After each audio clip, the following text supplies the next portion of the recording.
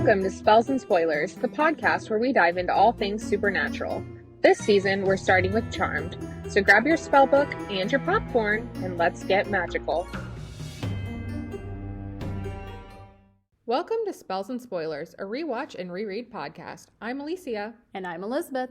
This season, we'll go minute by minute through every episode of Charmed, giving you all the details and diving into the magic, the drama, and everything in between. That's right. Each week, we're going to break down one episode of Charmed, and today we're starting with Season 1, Episode 3, Thank You for Not Morphing. Before we get started, just a quick reminder to follow us on social media, subscribe to our podcast, and leave a review if you're enjoying our deep dive. So before we get started in the episode, let's talk about the name of the episode, Thank You for Not Morphing. When I read it before I watched the episode, I thought that like the girls were going to be shape-shifting. Mm-hmm. Or transformed or something. I thought the same thing. Yeah. I don't feel like that was a good episode title. It was misleading. Yeah. And like, thank you for not morphing. They morphed the entire episode. Yeah. That doesn't make any sense. Yeah, I agree with that. It was definitely off. Yeah. Okay, so let's get into it. The episode starts with the three sisters leaving the manor to go to a party, and Prue says, "We agreed, right? 20 minutes." The other girls argue that you can't do a party in 20 minutes. Prue says, "I'm sorry, but some of us have a job." Phoebe says, "And some of us have fun." Piper says, "Some of us are having a really bad hair day." Prue tells her that that's a sign, so they should turn back before it's too late. But they all looked good. They did. So all I don't look know good. why she's like, my hair looks horrible. Also, the party is across the street, so you can hang out for a little bit. Prue, It's not like you have to drive 20 minutes to get back home. Yes. As they're walking into the house, Phoebe says, "Remember my sweet 16?" And we pan to a dog like a Rottweiler. Yes. In the bushes, and his eyes are glowing yellow. He's like snarling a little bit. The girls don't see him though, and they walk across the street into another manor house. The house belongs to Fritz, Marshall, and Cinda. Phoebe says, "Hey, I have an idea. Why don't we throw a party and charge commission? It's a great way to make extra cash." And then Prue says, "Hey, I have an even better idea. Why don't you just get a job?" She's really pushing her to like do something. Yes. Marshall, Cinda, and Fritz greet them, and Prue tells Fritz that she wouldn't miss it for the world. Piper tells Marshall that the place looks great, and he says that we're mostly just restoring it. They didn't want to change too much about it, and asks if they knew the old owners. Phoebe says, "We basically grew up with their kids. We probably know the house better than you guys." Marshall asks Fritz to go check on the bar because he thinks that they've run out of alcohol, and Fritz says he'll take care of it. Cinda says, "No, it's my turn. I'll do it." And as she walks away, she crushes a beer can flat with her bare hands. Yes, very, very masculine. Yes. So something is clearly going on with Cinda, because why else would you do that? And the look she had on her face when she was like staring at the girls too. Yeah. Was definitely like giving off vibes. Yes. Marshall says, "Try to behave, Cinda. We have guests." So like, interesting that he's like trying to rein her in. That must be behavior that she exhibits all the time, I feel like. Marshall and Fritz leave, and Prue says, "Okay, I came, I saw, I was perky. Now I just want my head on a pillow because I have to wake up early." The girls are like trying to stall her, and Prue asks what's going on. Phoebe says, "Going on? What do you mean?" Then she sees Andy by the door, and she says, "Oh, what a coinky-dink. Look who's here." Prue looks over her shoulder at Andy, and he waves at her, and she says, "Phoebe, you didn't." Phoebe goes, "Well, your fingers weren't doing the walking, so somebody's had to." I love her little quips. Yes. They're so cute. Prue tells her that they've been through this, which, cop, not a love connection. But Phoebe says, "Boy, girl, lighten up." So Andy walks over, and the girls, Piper and Phoebe, leave. Prue says, "We're working on their subtlety." Andy says, "Then it's on ending world hunger and creating world peace, right?" Prue asks what she's going to do with her Saturdays, and Andy says, "Funny you should ask. I don't mean to push you, but I was wondering if you're not doing anything. I kind of have these tickets, but they're for a Warriors game, and you probably wouldn't be interested, so..." Prue says, "Well, the team can't do any worse than they did last year. Did you see him get creamed by the Lakers?" And I need you to have some more confidence, Andy. I don't need you to be just, you probably wouldn't want to, but I do have, I don't. Yeah, I think it was his way of like trying to ask her out on a date, but without trying to ask her out on a date to make her feel uncomfortable, just because he's aware of how she's reluctant to have a relationship. So I think that was his way of trying to be funny about the situation, but serious at the same time. Yeah, but also put your big boy pants on, Andy. So Andy asks if that's a yes, and Prue like deflects and is like, I need to check my planner. I don't know. I might have a thing. And as they're talking, Fritz comes up and starts talking to Andy about his parking tickets. Which is really random. Yeah. And Prue uses that as an excuse to leave. Cut to outside. Prue walks back over to the manor and she notices that the front door is open. She immediately blames Phoebe for leaving the front door open. Which I did go back and rewatch the first part of the movie to see if Phoebe did leave the door open or if she was even the last one out. And instead of her just immediately blaming Phoebe for leaving the door, and she was the last one out, but she also did shut the door. So I thought that would have been funny if it was Piper that actually left last, but I did have to go back and check that. She walks inside the house and shuts the door, and there is that same Rottweiler on the stairs, and he starts barking and moving towards her and generally being aggressive. So she runs back outside, and as she leaves, the dog's eyes glow. And then we cut to credits. I do think that this was a better transition into credits than the last episode because it feels like it's time for credits. Because in the last episode, it was so anticlimactic when they cut to Andy's room and then cut to credits. I think, and I was thinking about it in the process of editing the last episode, I think if they would have reordered it so it was still Piper at the restaurant and then, or maybe we started with Prue and then Piper at the restaurant and then ended up with Prue again. Yeah, or like, you know, something where the last scene of that episode was her getting in the car. Like, you could still have all three sisters, just like reorder it a little bit so that the high note is right before you cut to credits. I think I would have liked that better. Yeah. But I do think this episode did it a lot better than the last and episode. I agree with that. It did. It had a better flow with it. Yeah. So in the next scene, we are in the kitchen at the manor with Prue, Piper, and Phoebe. Phoebe asks how big the dog was. Prue says, huge. Did you see the scratches on the attic door? So it's clearly trying to get into the attic. Prue says somebody obviously left the front door open again. And Phoebe asks why she always assumes it's her. Phoebe says, it's not a big deal. We checked the house and nothing seems missing except my Pat Boone Christmas CD. You probably lost it. I don't know if the dog's... That's never brought up again. It's not. But they all did give each other looks as if they knew that Prue was the one that had taken it. Like Prue threw it away or something. Because Prue even gave like a look like, what? Either she kept it or something happened to it. Yeah. Piper says, now this is really creepy. If there was a dog in the house, then it had to have an owner. No dog I know can open that front door, let alone reach the top shelf. Phoebe suggests that they get a security system, and Prue tells her that they're too expensive. Besides, after what happened, Andy will be checking in on them every 5 minutes. Phoebe says that's convenient and asks what they should do. And Prue says, well, either we rely on our vicious guard cat to protect us, or we could remember to lock the door. Then she walks into the laundry room that's off the kitchen. And Phoebe says, that's a really good idea, Prue. And she walks over and locks the door to the laundry room and locks Prue inside. In the next scene, we are at Buckland's in Prue's office. And Prue is sitting at her desk writing on a notepad. A man walks in. He clears his throat and she looks up.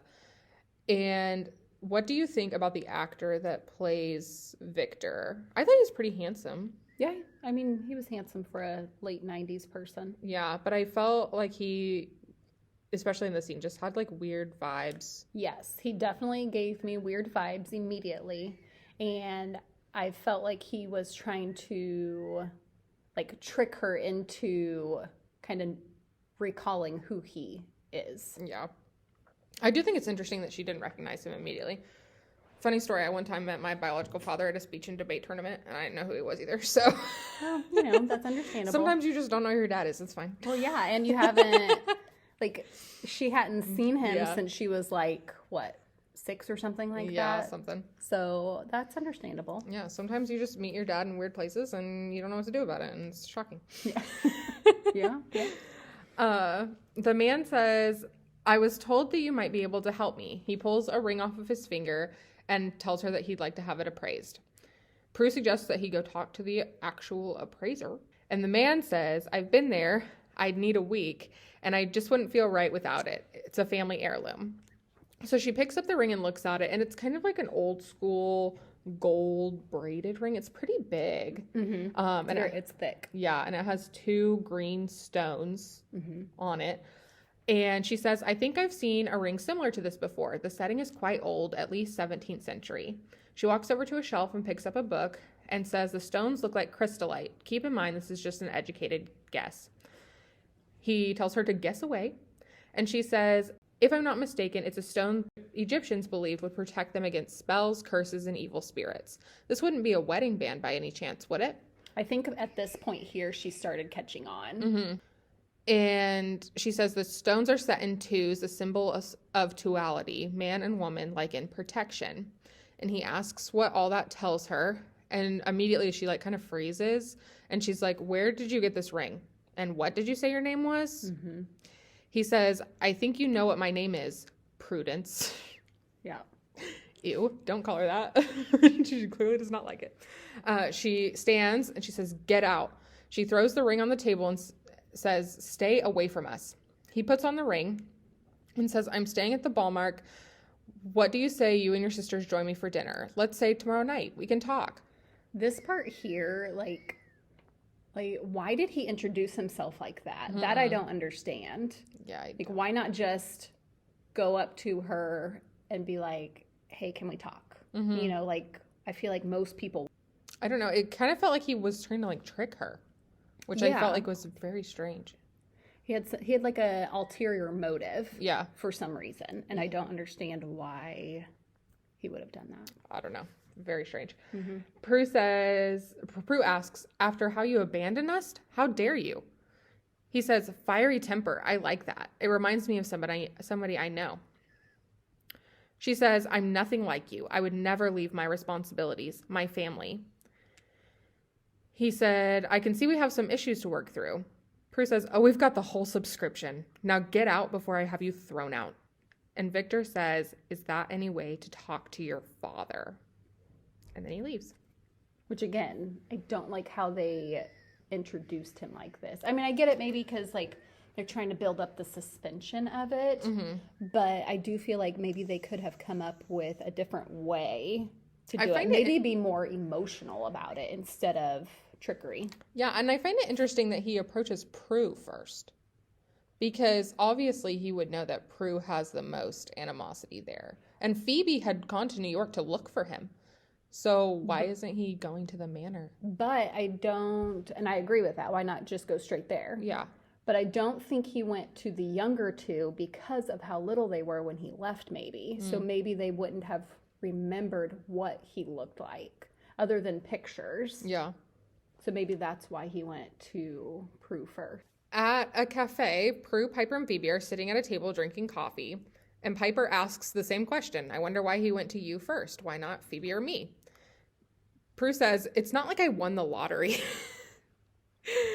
Phoebe asks what he's like and if he asked about them. And Prue says no. Phoebe, think about it. He abandoned us. He was a no-show for 20 years. And then what? Suddenly he's here? Why now? Piper suggests that maybe he just wants to be a part of their lives. And Prue says, after all this time, don't get your hopes up. And it is fishy as to all of a sudden they have their powers and he just shows up. Yes. So I would be feeling the same way that they are. Yeah. Phoebe says there's only one way to find out. Why wait till dinner? Let's go see him now. Prue is not interested. No. She says, "Will you be rational? Why don't you just find it a little suspicious that just when we find out that we're witches, he shows up, but when Mom dies, he's nowhere to be found?" Same. Yeah. Phoebe says, "He sent us birthday cards." Because that makes it up, Yeah, right? really. Like, she definitely, I feel like when it comes to her father, she definitely is more childish. Like, she is definitely in her child stages, like, for that longing of wanting that missing parent. Yeah. So I do think it's interesting that Phoebe, like, never really grew out of that. Yeah, she still longs for that connection. Yeah. But also, Phoebe was the youngest when their mom died, too. So, like, not only did she miss out on her dad, but she also missed out on her mom. So I think it makes sense that she would be looking for that parental connection more than the other two, because the other two do have memories. Yeah, I would agree with that. Yeah. Prue says, Grams always told us he was a threat to us. There's no reason to think that's changed. Geez, Grams. A threat how? That's a good question. Like, why would she think that? Or she was just bitter against him for leaving. Yeah. So Piper says, Prue, it's not that I don't see your point, but you knew him. We didn't. Why can't we have a chance to know now? And Prue says, we really don't know why he's here, and until we do, we can't trust him. it's a valid point. Fair. So we cut to the hotel, and Phoebe is knocking on the door to a room because Phoebe cannot mind her own business for 10 seconds. I mean, she does what she wants. She so really does. I did not expect this. Yeah. From her out of all the three. Yeah. She opens the door and walks in, and she sees Victor getting a massage, and Phoebe says, Daddy? Which is, you don't know this man. Like, Yeah, and again, she's very childish during this. Like, she's in her 20s, and she's calling her dad Daddy. And, you know, maybe people in their 20s do that. I did not have a father growing up, so... Not people you don't know. She does not know this man. Yeah. She couldn't pick him out of a crowd. Again, it goes back to the whole, her longing Yes. for that connection. So Victor stands, and Phoebe apologizes for just showing up like this. She says, I know I was supposed to wait for dinner, but... And Victor cuts her off and says, no, don't worry about it. Welcome. Let me get a good look at you. This is my baby girl, little Piper. Ugh. And Phoebe is, like, crushed by this. And, like, she does the whole, like, slow eye closing thing. And I'm like, I feel that. Yeah. I feel that. Then he corrects and says Phoebe.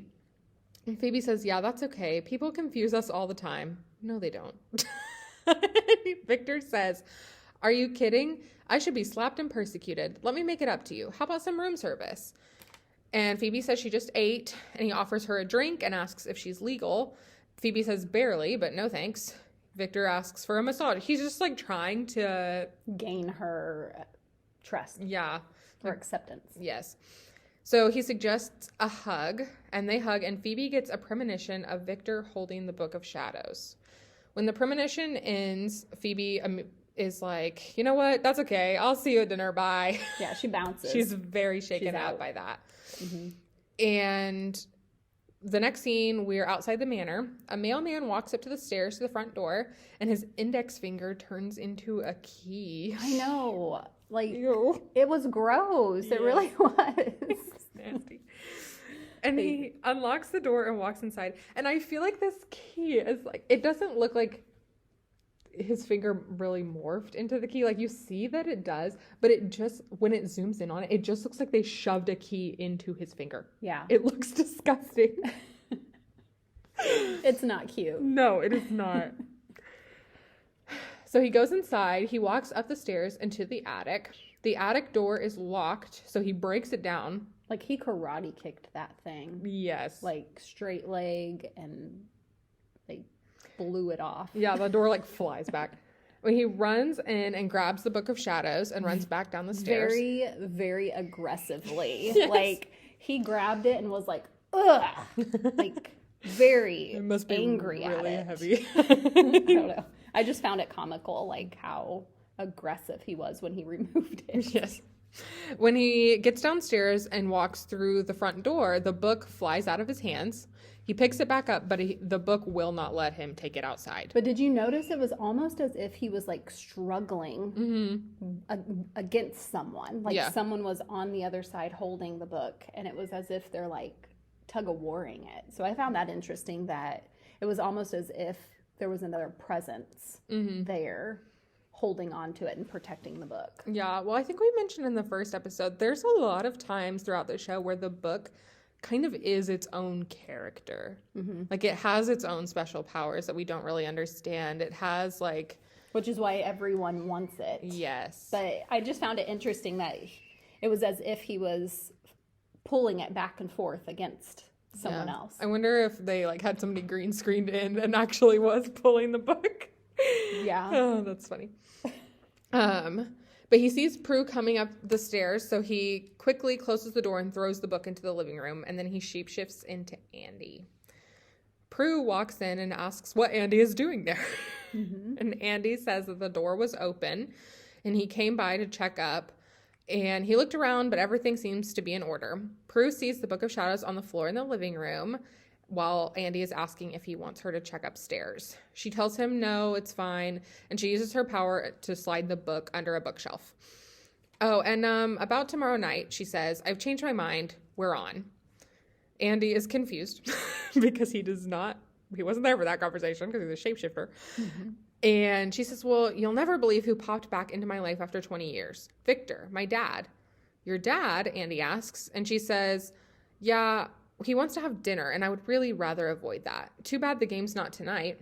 And then Cinda knocks on the door, and she says hi to her.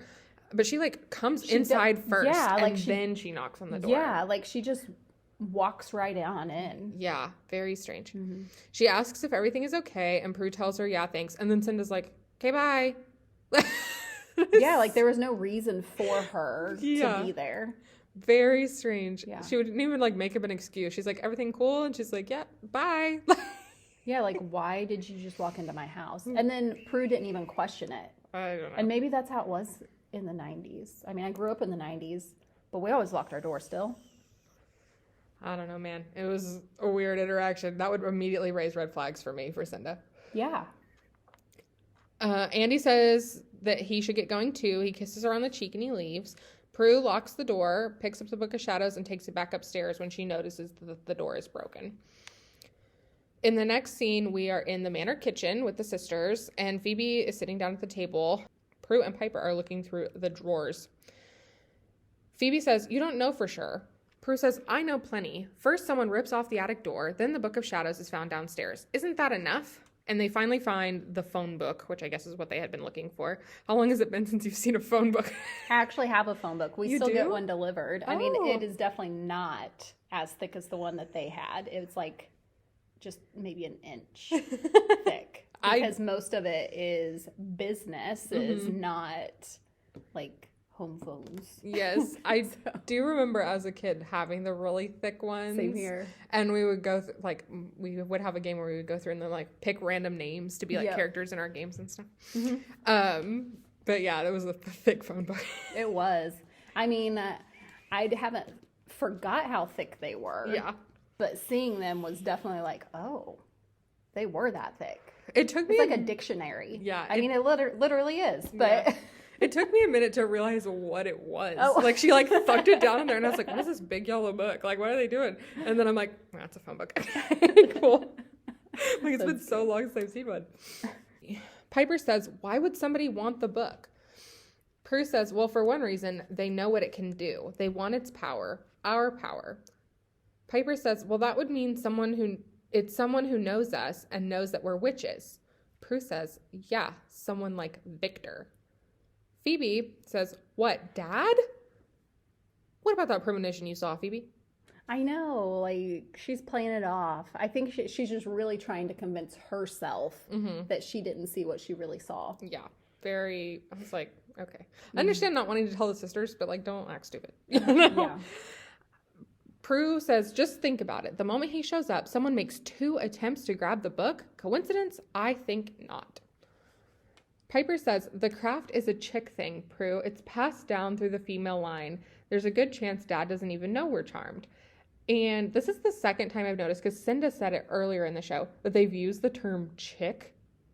And I have not heard that in so long. That was definitely an early 90s to early 2000s word, yes. for sure.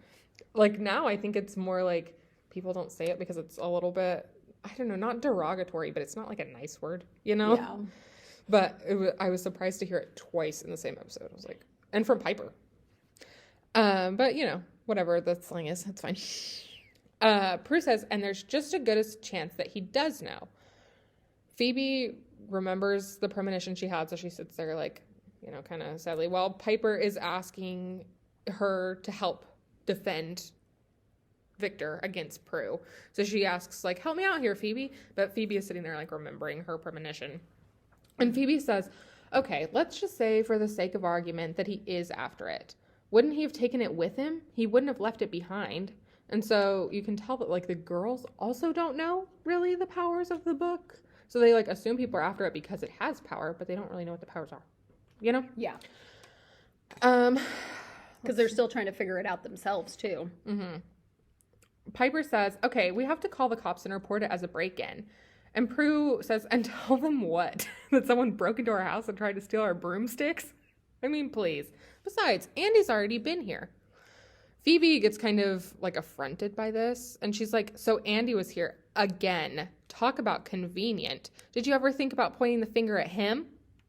Like, which is a valid point because when she got home, who was there? Yeah. It wasn't Victor. It was Andy. Yeah. I do think, though, it's kind of like she's being so defensive over Victor that she's like, it could be anybody else. Mm-hmm. Like, because she likes Andy. Yeah. It's not like she really suspects it's Andy. Mm-hmm. You know? Yeah.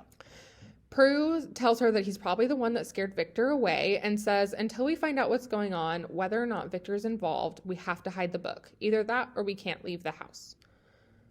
Piper says that that's fine, but they're going to hide the book because she's going to go to dinner. She wants to see Dad. And Phoebe agrees and says she does too. Prue says she will not be going.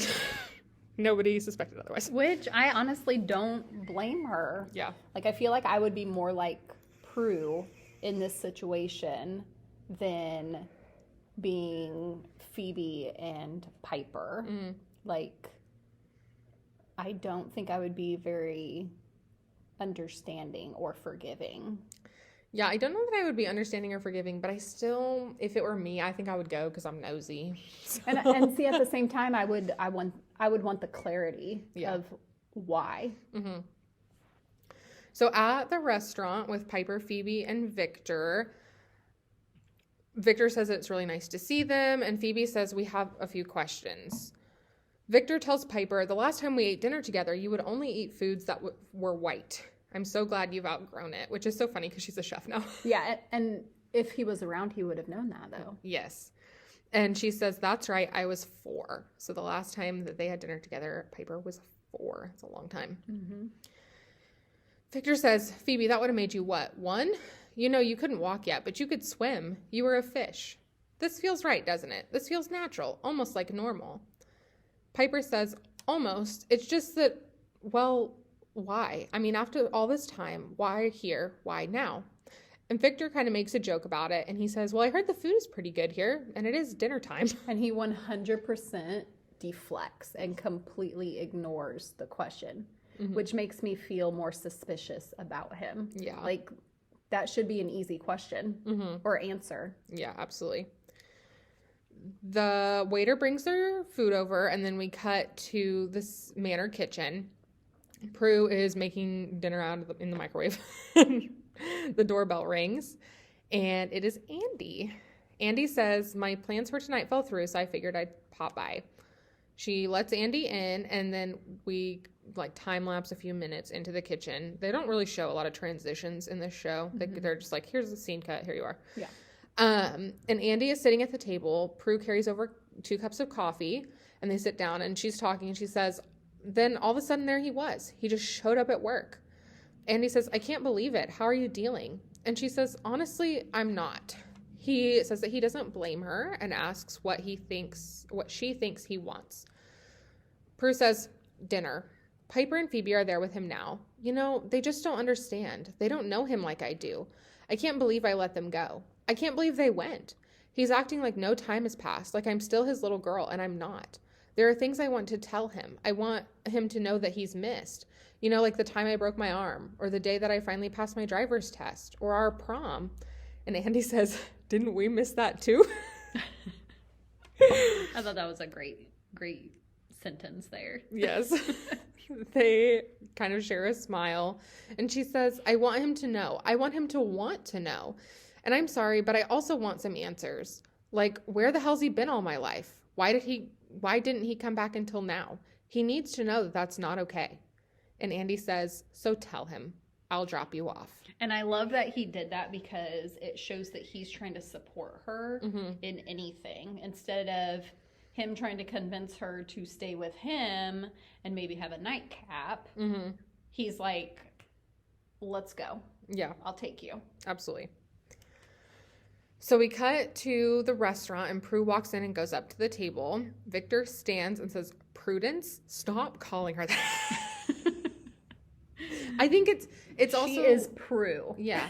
Well, it's also showing like the distance between them because he is not calling her by, you know, the name that she prefers that everybody who loves her calls her. But again, he doesn't know that because he wasn't around. Right. So... And I think it just like magnifies it every time he calls her that. Yeah. It adds more resentment. Yes.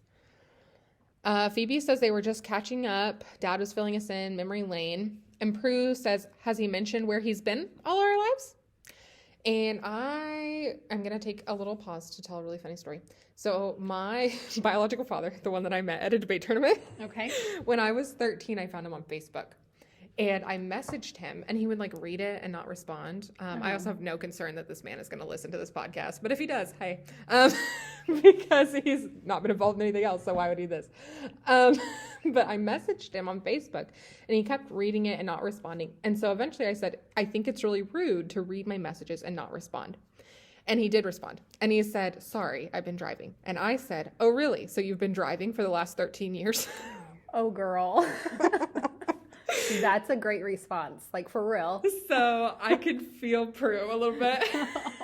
So you can really relate to her in this then. Okay. So I did not have a relationship with my dad. But that I don't feel like was his fault. Yeah. You know, my mom and dad divorced when I was younger and he was not involved. And again, I personally don't feel like that was his fault. So, I mean, in roundabout ways, I could relate to her, but in your instance, you definitely can, I feel like. Yes. Yeah. I can understand the, like, being sassy, for sure. Prue says, I don't understand. If you can afford a spot like this, why didn't you help out when Grams died? We could have actually used it then. Piper says, he's explained. It's all new. And Victor says, it's okay, Piper. I'm a big boy. I didn't come back earlier because I was afraid I might disappoint you. And Prue says, too late. Yeah. Like, why did he think that was okay to say? Like, I feel resentment for Prue. Yeah. Against Victor. Like, why would you say that? Like, disappointment. Do you not think that there's going to be disappointment for the last 20 years? Yeah, like, no matter what. Yeah. Victor suggests that she sits down and has something to eat. Prue says she's not hungry because she ate a plate of microwave broccoli. And Victor says, always in a hurry, Prue. You skipped crawling and went straight to walking. Prue says, we're sharing memories. Well, I've got one of my own. You're back, walking out the door. Ooh, that's like a slap to the face. Yeah. As the waiter is walking past them holding a flambe, Victor puts his foot out and trips him. So Piper freezes him and the restaurant, and she gets up and takes the flambe out of the waiter's hands. As she does that, everyone unfreezes, and the waiter falls on his face. Piper says, who wants flambe? I think it's suspicious that Victor tripped the waiter. Yes. Because he says, nice reflexes, now let me get this straight. Piper, you freeze time. Prue, don't you move objects? And what's your specialty, Phoebe? Premonitions? Maybe we should talk about this elsewhere. If he already knew, why was he wanting them to, like, prove it? To show the powers. I agree. Like, he's very suspicious. Like, I got those vibes from the very beginning when he first walked into Prue's office. But this definitely intensified those feelings that I have towards him. Like, he seems very suspicious. Absolutely. At the manor living room, we see Piper and Phoebe sitting on the couch reading magazines when the mailman walks in. Piper says, "What are you doing here?" And the mailman says, "What do you think?" Then Phoebe jumps up and says, "Get out now." The mailman says, "No, you've got to get out." And Phoebe says, "We've got it under control." The mailman says, "No, you don't, because they're on their way back." And the mailman shapeshifts into Fritz. He says, "I thought you were in charge. Look, shapeshift into yourself and we'll get back to the book later." Phoebe shapeshifts into Marshall. And Marshall says, "Don't piss me off, Fritz," while Piper shapeshifts into Cinda. And Marshall says, "How was I supposed to know Prue would come back with her sisters?" Cinda says, "That little witch was supposed to be out on a date with that cop." Fritz says, "You really think you would have been able to trick Prue into getting the book out of the house?" And I feel like out of all the sisters, Prue's not the one to go for. Mm-hmm. You know? Because she's suspicious of anybody. She is. Like, even if, like, she likes Andy, but if Andy suggested that they take the book out, she'd be like, "Absolutely not." Yeah, like, what's wrong with you? Yeah. How do you even know about the book? Mm-hmm. You know? Well, that, and she's also, like, the hard ass out of them, too. Right. So, like, I mean, I guess try to knock the big guy down first. Yeah, I don't. Maybe. I don't know. I feel like they don't approach it this way, but if it were me, if I was trying to get the book out of the house and I was an evil demon, I think I would go for Piper. Because I think you could convince Piper that if she got the book out of their house, they wouldn't have to be witches anymore. Because she's so kind of iffy. Because she wants a normal life. Yeah. And they don't. They don't even try. Because they immediately wanted to cut the head off the snake. Yeah. And like Victor's going for Phoebe. Mm-hmm. The three are going for Prue. But I think if it were me, I would go for Piper. That's a good point. Yeah. Fritz says, "So what now, genius?" And Cinda laughs and turns into this like ugly demon-like creature. She's got like a spiked mullet and sharp teeth. Like, I don't know what they were thinking about her transformation. I do not like, why did the other two not transform? Like, she is very much like feral. Yes, Cinda gives me feral vibes. Like, and she says, "We kill them." yes. Oh gosh. Cut to outside and we see Prue, Piper, and Phoebe and Victor pull up. Back inside, Marshall says, "Cinda, heal."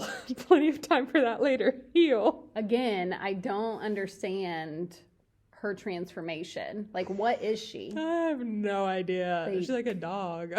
Like a little werewolf. Maybe she was the dog at the beginning. The Rottweiler. They never tell us who the Rottweiler is. No, so they don't. If I had to pick, it's probably Cinda because she is an animal. She does not have control of herself. No, she does not. Outside, Prue is unlocking the door, and when she opens it, she sees 3 crows inside, and they squawk and fly outside. Prue says, "Someone left the window open, which is probably how the birds got in. What is so funny?"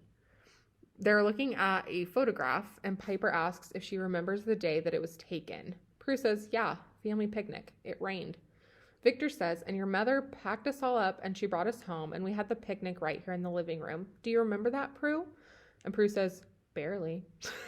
Like, he's trying to reel her in. It's just her walls are very, very high when it comes to Victor. Yes.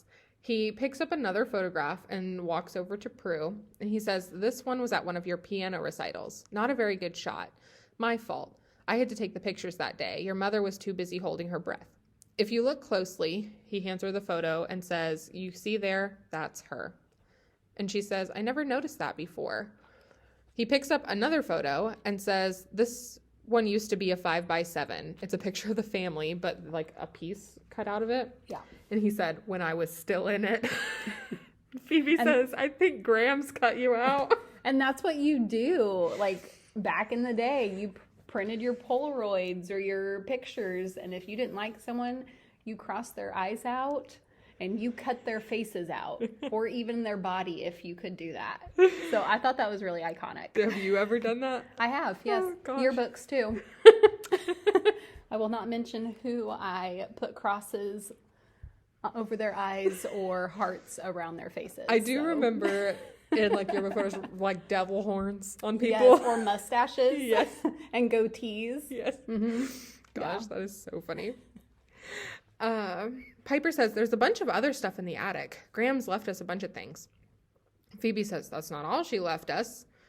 And she says, what? It's not like he doesn't already know. And I'm sorry, but it's kind of a relief to talk to somebody about it.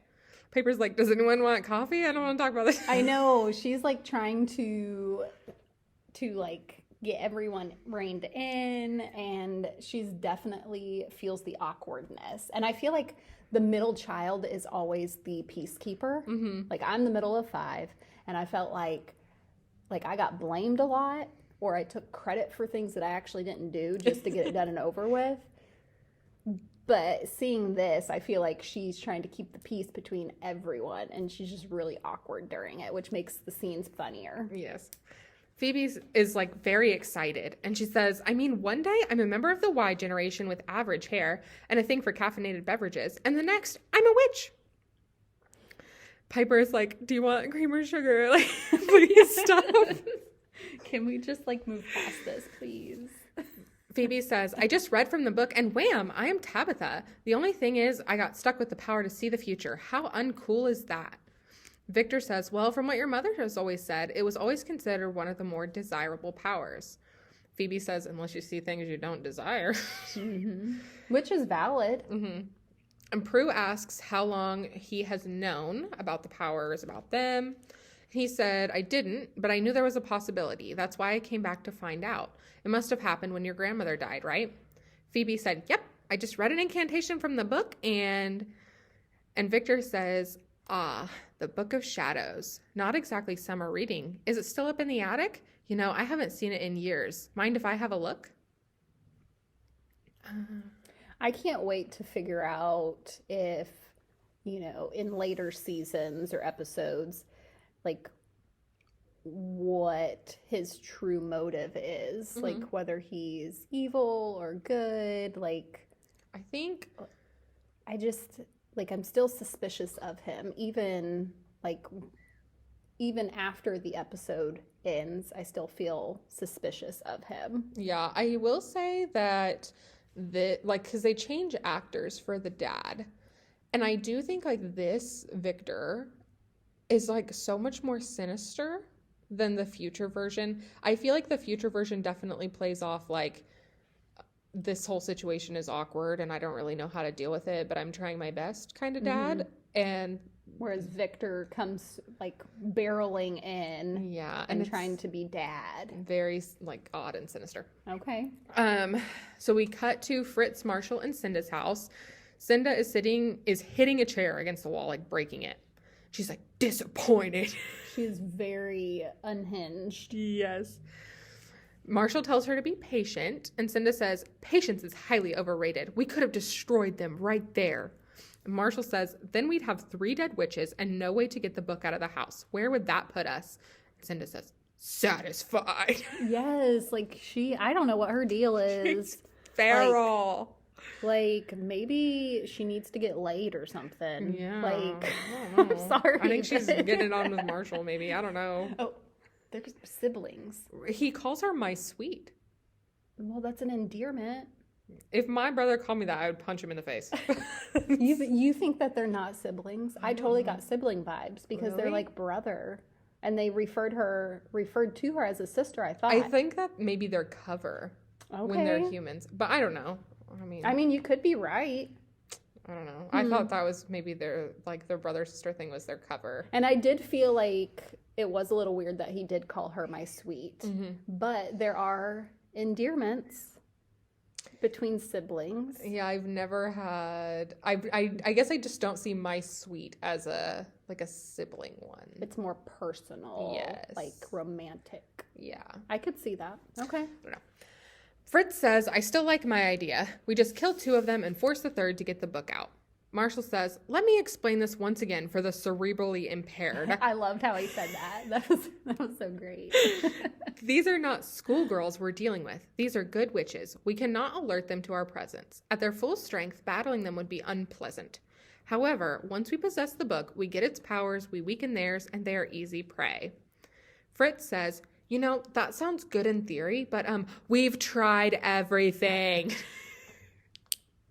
Marshall says, we still have Victor.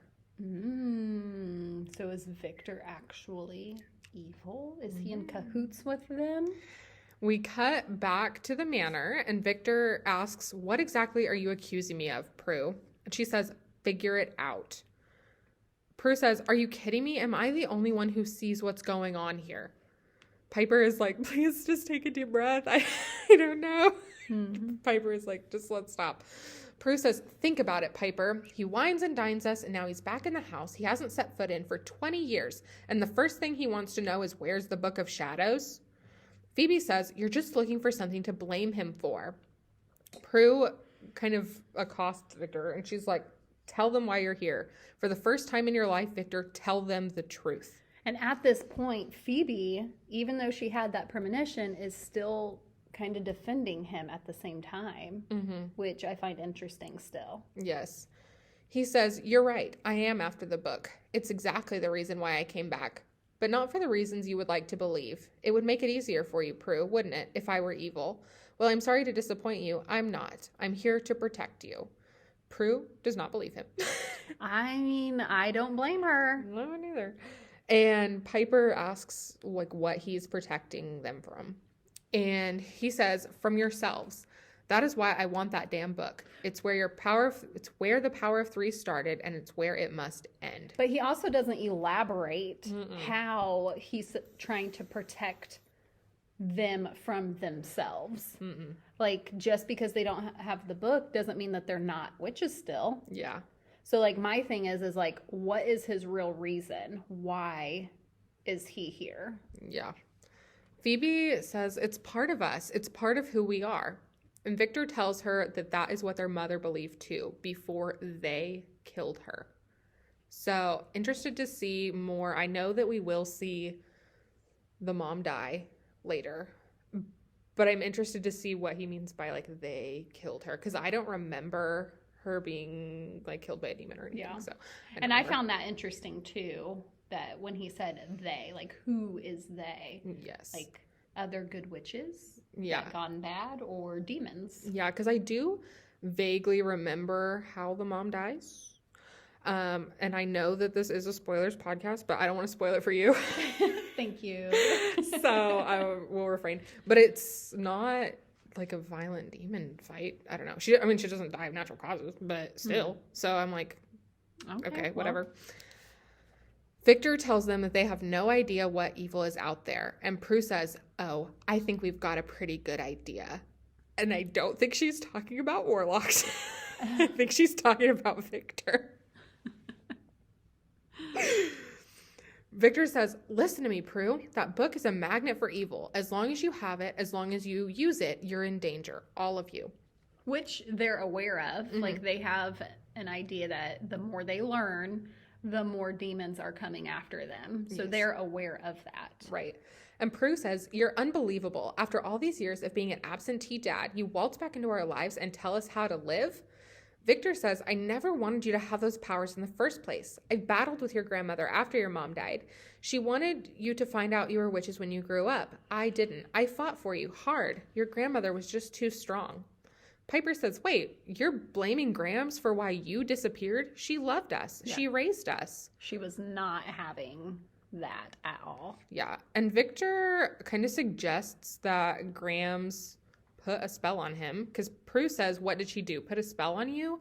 And Victor says, believe me, nothing short of that would have kept me away. You have to believe me. All I want is what's best for you. Phoebe, you believe me, don't you? Prue says, we've done fine without you. And Victor says that she can't fight it. He couldn't do it. And Prue's like, well, I'm better than you. So it's fine. I find it interesting that he's trying to manipulate Phoebe. Yes. Like, when he asked her that, you believe me, don't you? Like, she just looks at him and then looks off to the side in disappointment. And so it's like he's definitely trying to manipulate big time. Yeah. He says, are you sure? Are you sure you can protect your sisters forever? Piper says, we'll protect each other. And then Victor says, then you'll die together. That is so evil. Why only evil people say that? Yeah. Prue says, no one can hurt us as bad as you. And she uses her power to fling him across the room, and he hits the door frame like hard. Yeah, but he didn't get flung. Like the whatever they used to have him pushed back into the door frame, like, yeah, it's just interesting. Listen, they're working with what they got, okay? You're right. It's totally 90s. He gets up and leaves, and Phoebe asks why she had to do that. Piper asks, did you have to throw him so hard? We could have just, talked about this like normal people. Prue says, we're not normal. And then we cut to Victor's hotel room. What I found interesting was before he left, or as he was like, adjusting his suit jacket from getting up, he was smirking at them. Mm-hmm. Like, I don't understand why he was smirking. Again, I have negative vibes coming from him. Like, he seems evil. Like, if I just got pushed into a door frame a good distance, and I'm trying to tell you that I'm really here to protect you and be here for you, like, I'm not going to smirk when I'm leaving. Yeah. You know? I also find it a little interesting. Like, we do know that their dad is immortal. Like, he's not a witch, but he hit that door frame hard. Yeah. And he just gets up and shakes it off. I think that'd crack my back for real. Yeah, especially at his age, right? Yeah. Like, geez. So Victor goes into his hotel room and he sits on the couch. The lights turn on and Fritz, Marshall, and Cinda are standing in there. Marshall says, how have you been? Victor asks how they got in there. Marshall says, you should be more concerned with what we're doing here than how we got in here. And Marshall says, I don't know what kind of people you're used to dealing with, but I'd lay serious coin they aren't willing to rip you into 1,000 pieces and dance on your entrails. Victor says, so you're lawyers. Here I was assuming you were shapeshifters. But how did he know they were shapeshifters? Like, what indication did he sense that they were shapeshifters? Because as up to this point, this is the first time he's met them. Mm-hmm. So how did he know? Yeah, I had the same question. Like, how much does he know about the supernatural world? Yeah. I don't know. My thought, too, is like, he's talking about wanting to be there for the girls and help protect them from themselves. But at the same time, if that was what he truly wanted, why did he leave? Mm-hmm. Like, what was his reasoning to leave in the first place if he truly wanted them safe? Like, he could have kept them safe if he stayed around, right? Yeah. And then helped them understand who they really were. But instead he left. Yeah, or like come back sooner after Gramps died. Mm-hmm. Because we know that Piper and Jeremy dated for 6 months. Yeah. And it's past that now. Mm-hmm. So it's been like 7-8 months since their grandma died, and you're just now showing up. Yeah. Get it together, Victor. Yeah, it does not make sense. Like, how did he know? Yeah. Victor tells them that he knows that they are trying to get the book out of the house and says, I mean, it's obvious. You're going to shapeshift into me and try to get to the girls that way. Am I right? It won't work. Cinda asks why not, and Victor asks Marshall, who appears to kind of be the leader of the game, if he minds if he pokes holes in the plan. Victor says, after tonight, the girls won't let me or anything that looks like me back into their lives, let alone the house. I have officially been kicked out. There is, however, one sister I can reach, Phoebe. Cinda says, so why don't I just become you and I'll reach her? And Victor says, because only her real father would know what buttons to push, the ones that would get me back in. If you kill me, you'll never know what they are. You'll never get back into the house. You'll never get the Book of Shadows. I'm sorry, Victor, but you don't know what buttons to push because you don't know her. Right? She was 1 year old when you left. Well, that and he is a manipulator big time. And I do think that if it were to get that point, I think he probably could manipulate her because, again, she longs for that parental connection, that unconditional love. Yes. Back at the manor dining room, Prue and Piper are sitting at the table, like pushing their eggs around, looking depressed. And Phoebe walks in. Phoebe says, "Good morning, Phoebe." But they ignore her. And she picks up a napkin and waves it around. She says, "Can we call it a truce for just 5 minutes? I have a confession. Remember when we agreed not to see Dad? Well, I did." Piper says, "Hello, I was with you." Phoebe tells her, "No, by myself before dinner. I had a premonition about Dad when he hugged me. He was stealing the Book of Shadows." "Yeah, you were right about him, Prue. I didn't want the premonition to be true. I was praying there was a perfectly good explanation for it. Hoping that he was really here to be with us. I just wanted him back in our lives. He's our dad." Prue stands up and hugs her, and Piper notices something on the floor. She walks over, she picks it up, and she says, "Hey, look." She picks up the ring and says, "Dad's ring. What is it doing here?" She hands it to Prue and says, "It must have came off when he fell." And Prue kind of gave her a look like, don't finish that sentence. Yeah. She says, "Well, I'll have it sent back to the hotel." And I don't know. Maybe I'm too young. Who's taking it there? Because she says, "I'll have it sent back." Sent back by who? Well, I mean, she could have mailed it. I guess. He's probably going to be gone by the time it gets there. Whatever. True. Very true. Or she could have left it at the front desk and then they could have sent it up. That's fair, I guess. So we go outside. Phoebe picks up the paper. She waves at Fritz and Marshall across the road who are leaning against their car. Victor is standing behind Phoebe, so when she turns around, she gasps. And they have this, 3-minute interaction of, "Please go away. I don't want to talk to you." Victor is trying to convince her to get the book out of the house. She tells him he has to leave. And when she tries to walk away, he grabs her by the arm. Phoebe has the same premonition as before, but this time, Victor shapeshifts into Marshall. Marshall, Fritz, and Cinda are walking off with the book, and then the premonition ends. Marshall and Fritz, in real life, walk over to them, and Victor lets go of Phoebe. Marshall asks, "Is this guy bothering you?" And Phoebe says, "No, this is Victor." She does not introduce him as her dad. Which I thought was interesting because throughout the whole episode, he's daddy or dad up until this one point. Right.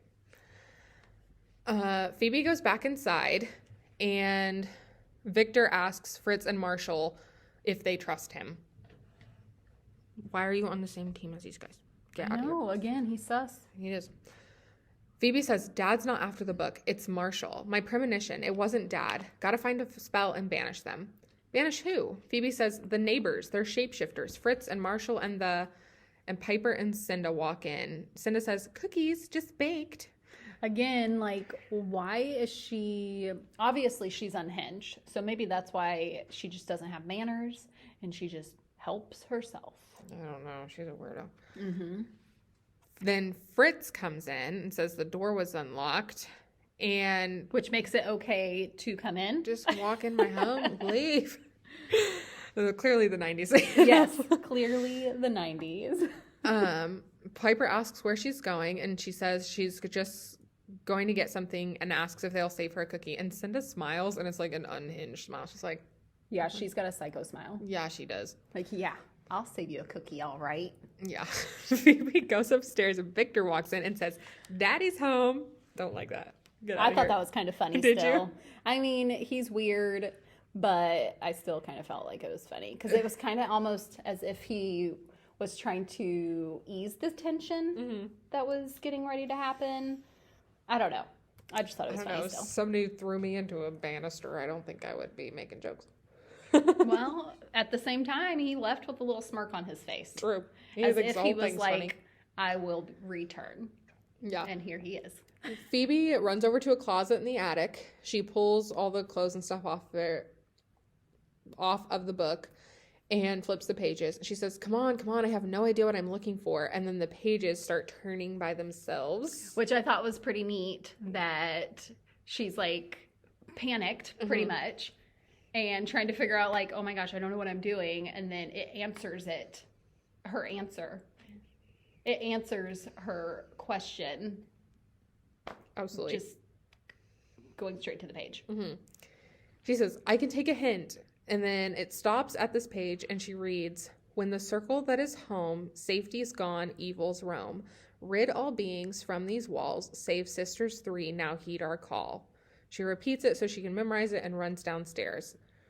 I do like that spell. I think that's getting the top. So I think that it flows a lot better, but I also feel like when she says the we sisters 3, I felt like that was kind of off. Yeah.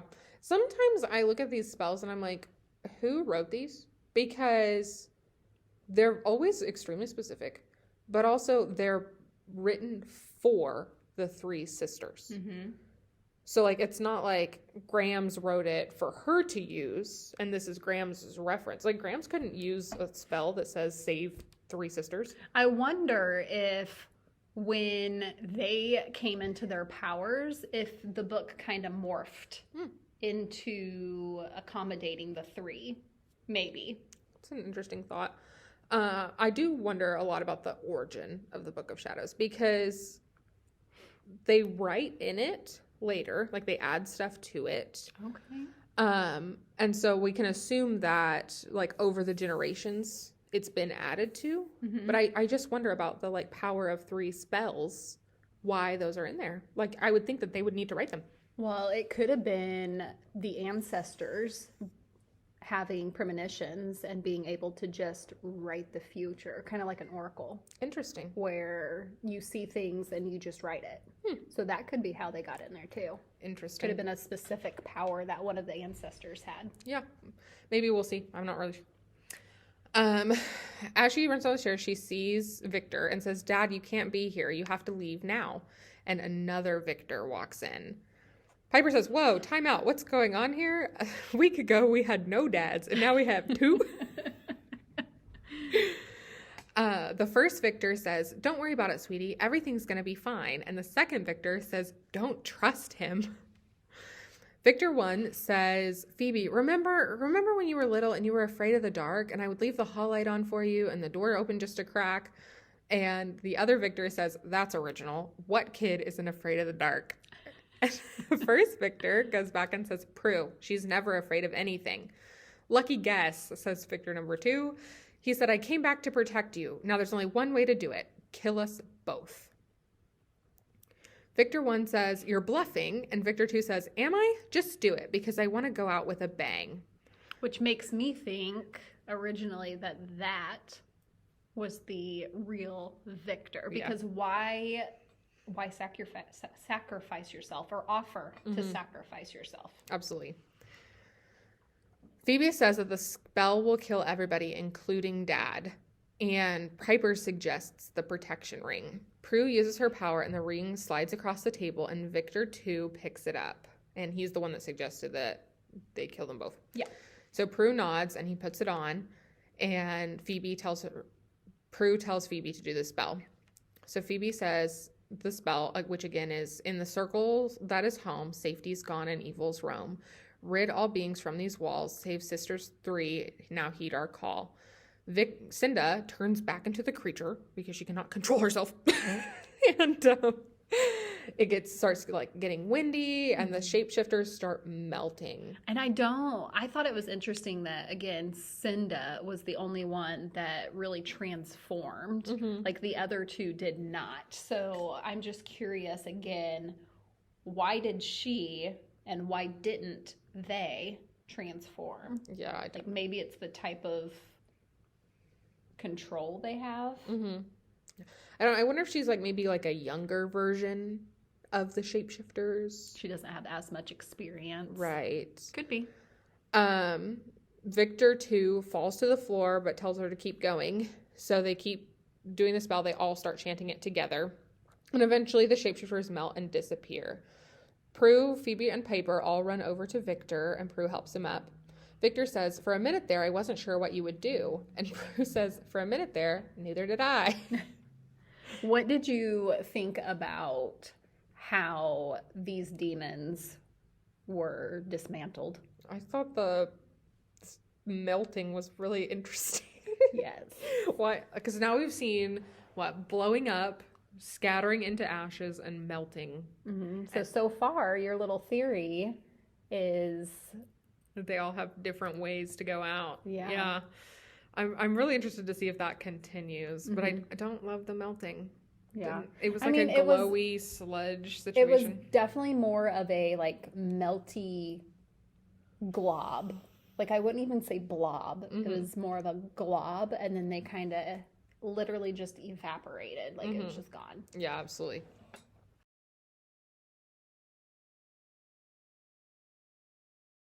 And Phoebe says, I thought you didn't want us to use our magic. Victor tells her, I didn't, not as long as I still thought of you as my little girls, but you're obviously not anymore. Piper says, well, still your little girls. We're just, and Prue says, witches. Victor says, yeah, witches. Well, obviously you don't need your old man to protect you from anything. And I think like that right there just kind of shows us that Victor, he either has ulterior motives still, or he actually is not evil and he was there for the girls. Yeah. He just went about it in a very poor way. Yeah. Like, he could have handled this a whole lot better. He But then totally we could. wouldn't have the scene, so. Yeah. In the manor living room with Prue, Piper, and Phoebe, Prue is on the phone and she says, I'm fine, really. Dad's going to be here any minute. So can I take a rain check on dinner? Thanks for the good advice. And Phoebe says, so he's dad now? And Prue tells her yes and says, by the way, I like the way my dress looks on you. Which is so sisters. Like the youngest sister always steals the older sister's Yeah, I think we've seen in every episode now, Phoebe stealing somebody's clothes. Yes. But again, she did arrive with just like a small bag and True. nothing else. And she has no job. So, yes. So, I mean, she's got to do what she's got to do. Phoebe says she wants to look nice for dinner and says, I no longer have a romanticized image of him, though. I'm glad about that, actually. At least Dad is real now. Prue says, and at least he's not a monster, which is very reassuring considering we share his genes. Which I think should give Piper some reassurance because in the last episode, she was concerned about potentially being evil. Ultimately, she found out that, you know, she's going to be fine. She's all good. But now, you know, they know their father is not some type of demon. True. The doorbell rings and Piper answers it. She comes in with Leo. Is this the famous Leo? It is the Leo. Prue says, you must be Mr. Wyatt. He says, call me Leo. And Phoebe says, gladly. I know. Her reaction to him was what I expected. Yes. Like, because he's good looking. Like, he's cute. He holds up a large yellow envelope and says it was on the steps, and Prue takes it. And he says, you know, this place is, you don't find many like this around here anymore. Piper says, it's kind of falling apart. He says, the problem isn't the manor, it's the manner in which it was treated. I'd love to see more. Phoebe says, and I would love to show it to you. The attic is right this way. I think because we know, you know, we've made a spoiler already that Leo and Piper get married. Yes. And I find that this is their first interaction, and there really was not chemistry at all. Whereas Phoebe was all like, hello. Yeah, I'm into it. Yes. So I do find that interesting that there's no chemistry right off the bat. Like there was no love at first sight. Yeah. Prue opens the envelope and says he's not coming. Piper says, who's not coming? And Piper, read the room. Prue says, Dad, he sent this. She reads the note. Girls, something's come up. I have to leave town. I can't make it to dinner. Probably best if we let the dust settle anyway. I know there's a lot you would like to forget, but here's what I remember. Love, Dad. And she holds up a VHS. Have you ever seen a VHS? Yes, I used to have a huge one? collection of VHS tapes, like Disney movies and Veggie Tales, and at my grandparents we used to watch, like, I don't know what they're called, like the Bible stories But they were like anime, they were really good. Yeah. So I used to have a massive collection of VHS tapes. It's been a fat minute since I've seen a VCR though. So we have one. Ooh. I don't think it works. And if it does, I don't know how to work it. I'm sure I can figure it out. But we do have some VHSs still. See, I considered getting some for Alina just because like they're classic. They are classic and they don't scratch like DVDs, you know. You just have to worry about having to put a pencil in there or use your finger to untangle them because they can tangle up. Yes. I do remember that as a child. I have also found that like if you go to like a thrift shop, they're kind of expensive. They can be. It's because they're vintage. I'm like, classic. I remember when they were $1, you know? Like, what is that? And we time-lapse to Prue, Piper, and Phoebe watching the video, and it's a video of Christmas. Prue, Piper, and Phoebe are there as kids. They're opening their presents. We see Victor kiss Prue on the cheek and then grab Piper and lift her in the air. And he asks Phoebe what she got, and she holds up a Barbie. And we kind of fade out to them watching this old home movie. So, Elizabeth, who was your witch of the week? So, I think my witch of the week is Prue because I think that she had a lot of growth throughout this episode, specifically when she clearly has pent-up anger. I mean, from the very beginning, you know, this is the third episode, but even in the first episode, she's got pent-up anger against her father, and that's completely understandable. He left without any reason and hasn't seen him in 20 years, and then all of a sudden he shows up. So I think it's very valid that she has this resentment towards him and that she wants nothing to do with him. But then I think her eye-opener was when he volunteered to sacrifice himself for them.